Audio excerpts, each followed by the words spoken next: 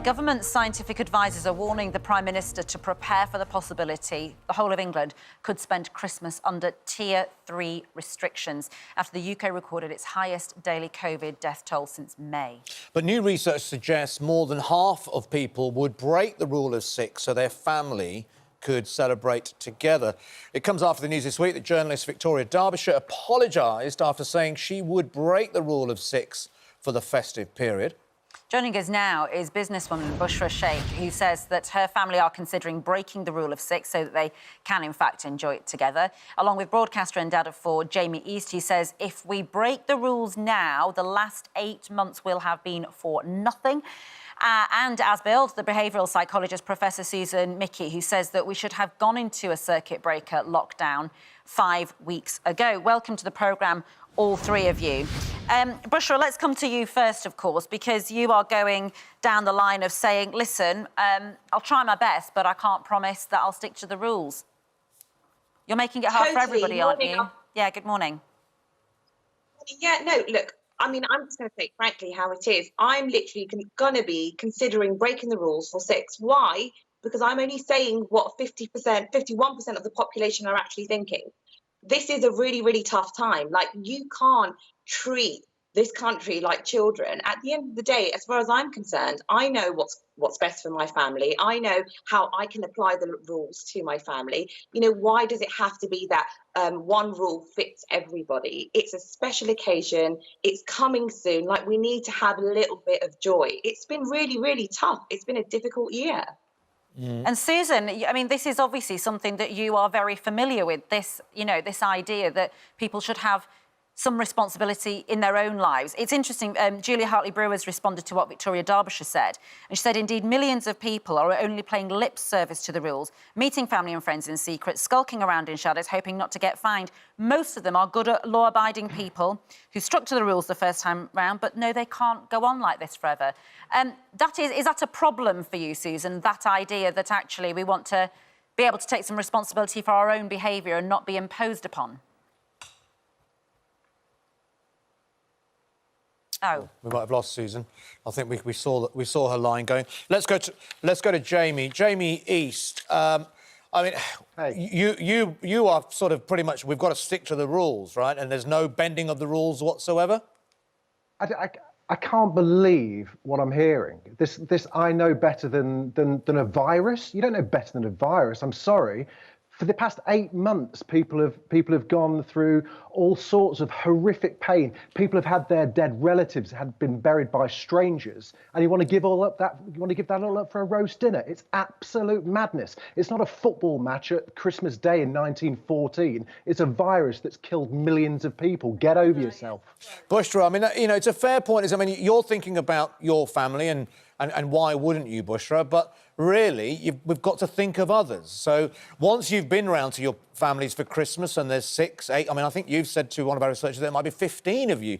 Once you've had a dinner there, that's all great that you've had a dinner, but that might be 15 people who may have now got the virus, who then will go out into wider society. So as much as, yes, we have to think about ourselves, but isn't the thing at a time like this, in a pandemic, in a virus, the whole purpose of wearing masks, washing our hands and our hygiene is to think of others and put others first before ourselves? Yeah, I do agree, and we do need to put other people first. But however, we do have a responsibility to ourselves as well. At the end of the day, if you're not going to be adhering to rules, which people aren't, that's the truth. Even when you go out and you go shopping, people are still not washing their hands. They're not cleaning their hands after they touch things. I mean, Bushra, I think some people. I don't think you can say. I mean, I think I'm using sanitizer. I do some people's heads in. I use the sanitizer so much. I think a lot of us are following the rules. I think that this idea that so many people are not following the rules, I don't think is true. Yes, there are some people that are not following the rules, but you seem to be suggesting that we should all follow them. We should all not follow the rules. I mean, that's just sort of... You can't have that situation, can we?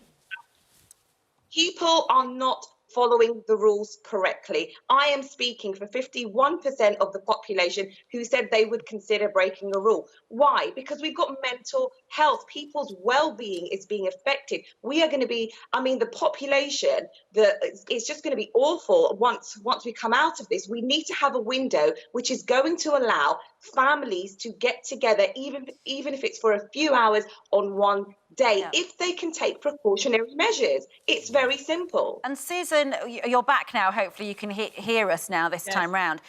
That, of course, there's no point... I mean, James is obviously incandescent with rage that Bushra would feel that way. But there's no point for someone like you, is there, or any of us, vilifying anybody for their views, because everyone's entitled to their views. How do you bring people on, then, like Bushra or like James, and make us all feel that we're all invested in this in the same way? Because that's essentially what the scientists need, isn't it? You need us all, as we were in the first lockdown, on board, agreeing that basically, whether we like it or not, this is the best thing for all of us. And at the moment, I think Bushra is right. There is a complete divide in the country between those who will admit that they're breaking the rules and those who quietly break the rules and don't say anything. Yes, and what we know is when rules appear inconsistent to people, then they're more likely to break them. And the issue is that this rule of six, doesn't really match with many people's family networks. And also, people do need hope. They need something to look forward to. People have been looking forward to Christmas. So I think we need to shift the whole narrative away from rules and breaking rules. In fact, the great majority of people are mostly obeying the rules still. People want to get out of this pandemic.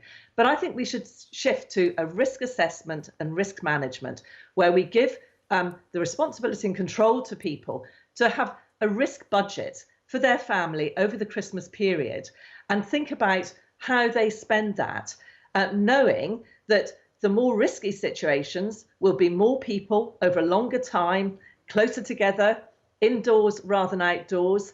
So ventilation is really important. And also small things like we know that if somebody is infected, if they're singing or shouting, speaking loudly, that's more likely to transmit the virus. So we could take this whole period as a time to really have a new way of educating people about the basic principles of how we reduce this transmission and bring people into a conversation, consult with them, listen to them about what's going to work over the Christmas period and keep people together rather than having rules that appear unfair and arbitrary and that the majority of the population are going to break. But that would be disastrous. But Professor Mickey, on balance, won't people just decide, well, it's Christmas, we've got to do Christmas together, it's OK, stay over the night, get the drink out, it's OK, let's have a dance in the living room. There will be that... If you give people the ability and the permission to do that, on balance, won't we see more cases like that? And it's almost like if you wanted to spread this virus, what would you do? You'd say, well, I'll tell you what, in groups of 7 or 8 or 10, all overnight somewhere, have a bit of drink and stay in the same room together for 48 hours. That's one way of spreading the virus, isn't it? I think there's a risk whichever way we go. But what we have seen, and in fact, the Chief Medical Officer himself said that the Tier 3 in itself isn't going to work. And adherence to the whatever the kind of agreed way forward is really important, that feeling of collective solidarity.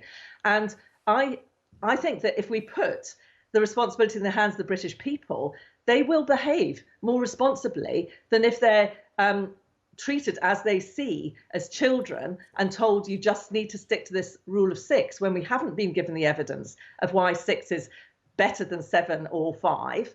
And also, the other thing is what I would suggest is that the government ask the modellers to look at what the risks of different scenarios would be in terms of number of different households being contacted and also travel, what kind of travel, and put different scenarios to the British population to discuss and have a conversation and give their views. And so the government is then governing on behalf of everyone and taking the broad majority with them rather than dividing and fracturing, which is what we've already begun to see with the North-South divide, blaming young people, etc.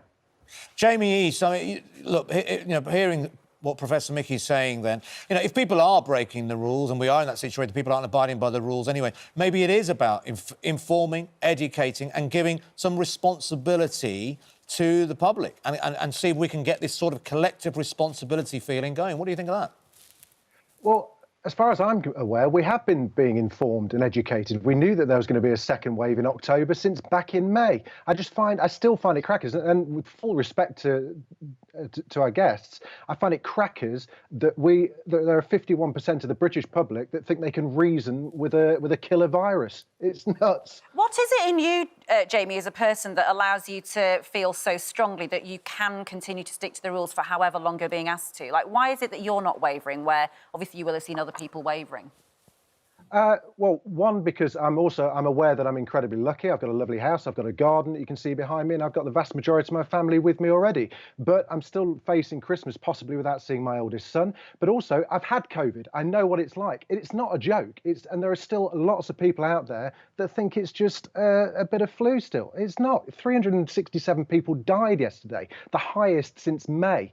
And we're carrying on. There are 51% of the country carrying on as if it's just a bit of a laugh, as if they're being told off by a teacher. You're not. It could kill you. Really interesting debate. Thank you to all three of you. Jamie East, thank you so much for joining us, broadcaster from Surrey. Bushra Sheikh as well, thank you very much, former Apprentice contestant. And, of course, Professor Susan Mickey